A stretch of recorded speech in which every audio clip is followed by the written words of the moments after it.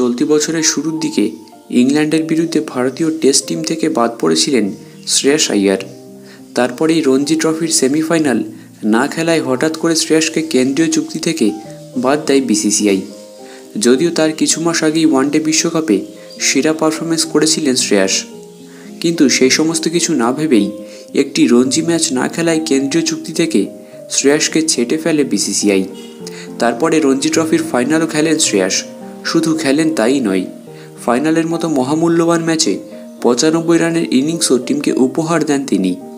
এরপর IPL 2024-এ captain হিসাবে Kolkata night রাইডার্সের হয়ে আইপিএল চ্যাম্পিয়ন হন। ব্যাট হাতে আইপিএল 2024 মরশুমটা শ্রেয়াসের খুব ভালো না গেলেও ক্যাপ্টেন্সি দিয়ে সকলের মন জয় করেছেন তিনি। আর এই সাফল্য লাভের পরেই শ্রেয়াসের জন্য উঠে এলো একটি আনন্দের খবর। এবার জুলাই আগস্ট মাসে শ্রীলঙ্কার বিরুদ্ধে 3 ম্যাচের ওডিআই সিরিজে ভারতীয় টিমের স্কোয়াডে সুযোগ পাবেন শ্রেয়াস আইয়ার। যদিও তার আগে জুলাই মাসে জিম্বাবুয়ের বিরুদ্ধে 5 ম্যাচের টি20 সিরিজ খেলবে ভারত।